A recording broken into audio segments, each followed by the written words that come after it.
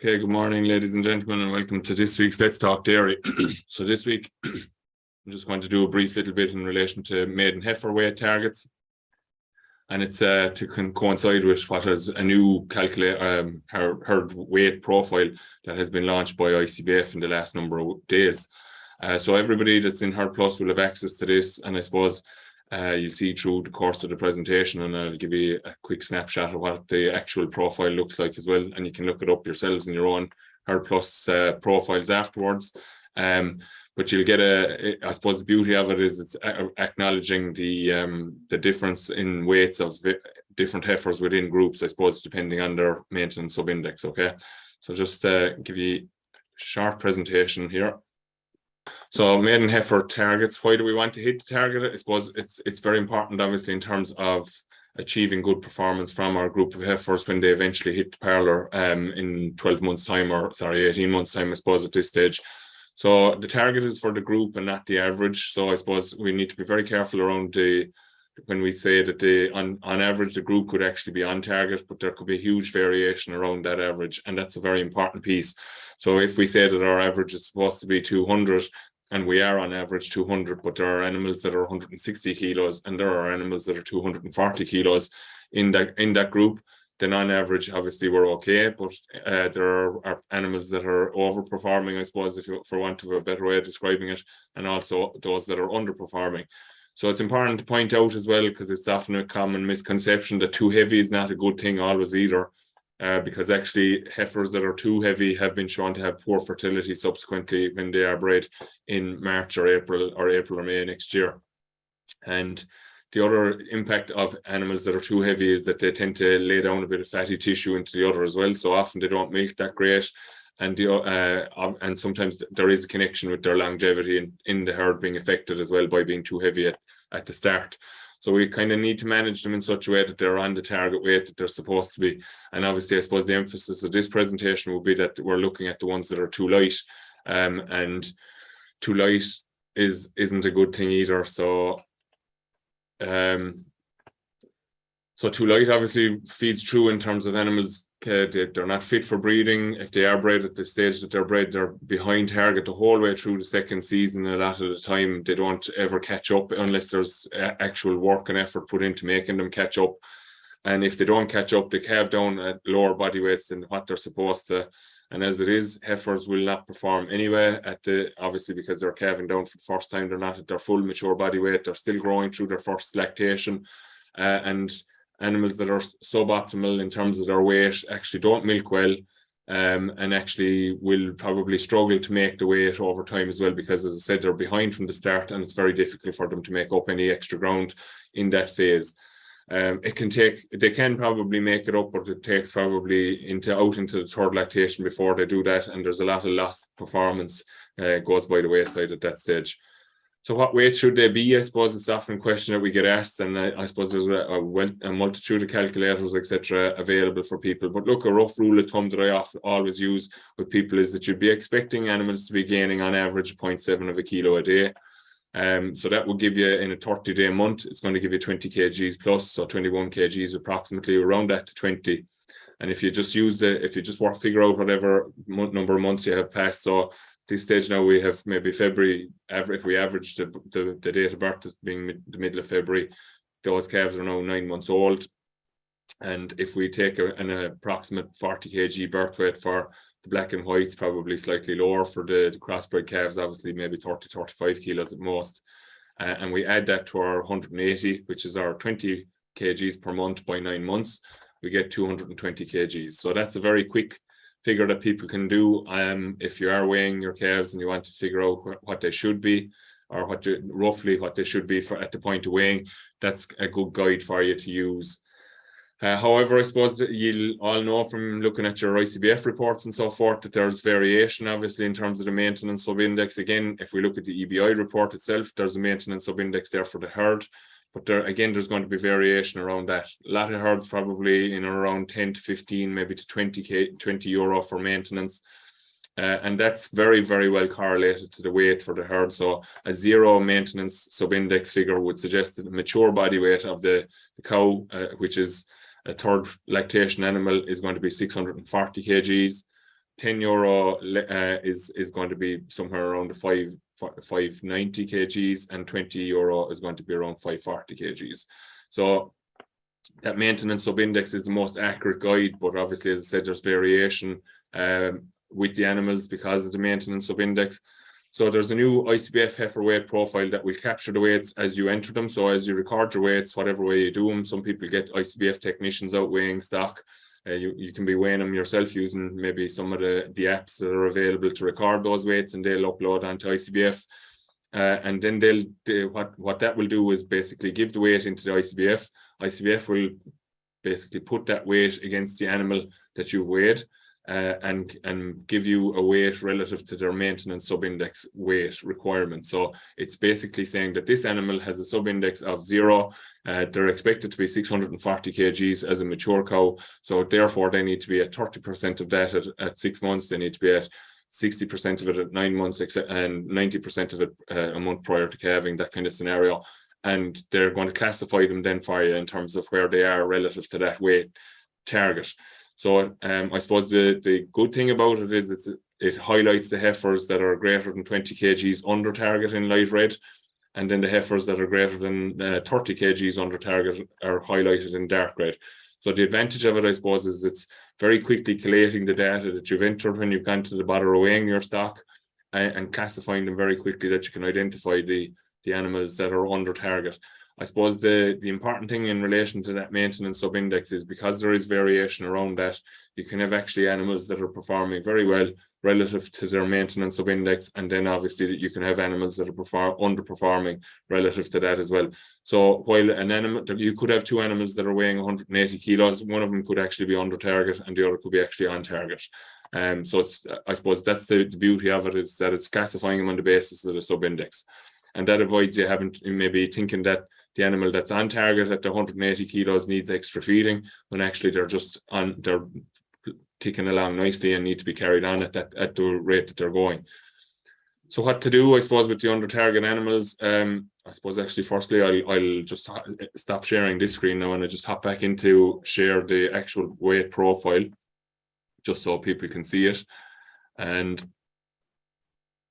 so when you go onto your applications, it slightly differs for what we look at. As I said, we have an advisor profile that we come on through, but it should be under your options basically, and view profiles, and heifer weight is going to be at the bottom on the right hand side. There's kind of 3 columns come up there, and you'll be able to pick up the heifer weight profile under that.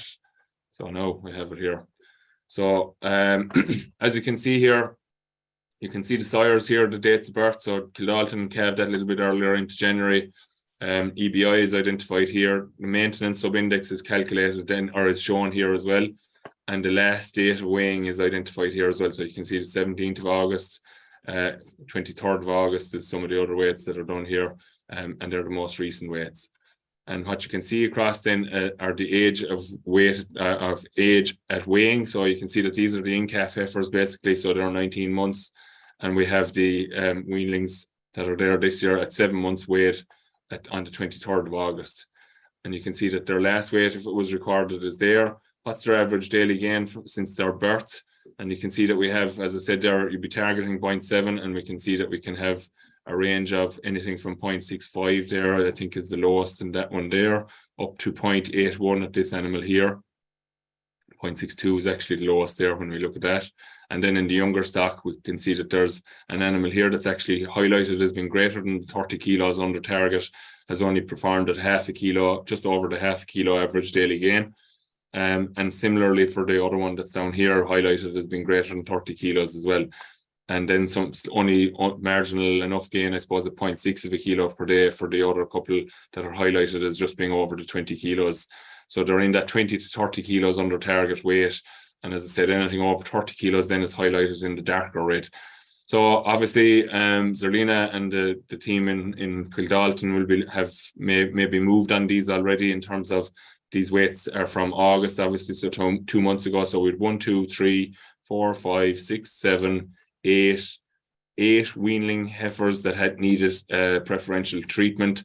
So, and I would have spoken about this in the past as well, that it's probably in a lot of cases on commercial farms, it's easier to actually try and sort out the weight differences before we go into sheds, because we don't always have the capacity to divide housing, especially for weanlings. They're probably on the lesser quality or the lesser spacious accommodation, I suppose, over the winter.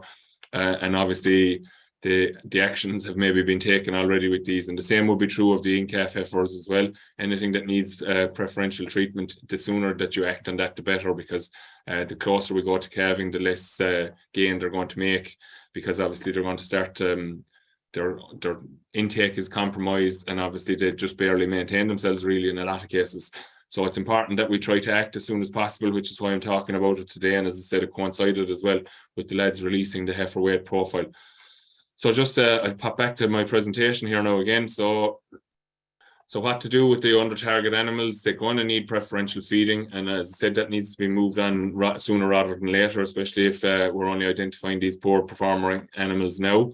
Overwinter growth can be poor depending on silage quality, and that's important to point out. So I talked about trying to hit a target of 0.7 kgs a day there on average, but we've seen from research work that Emer Kennedy has done here on weight gain in maiden heifers down through the years, that can drop back to as low as 0.5 kilo a day, depending on silage quality, if only feeding silage. So obviously we need to be feeding something with it in order to keep up weight, and we may need to feed more depending on the quality of the silage that we're working with.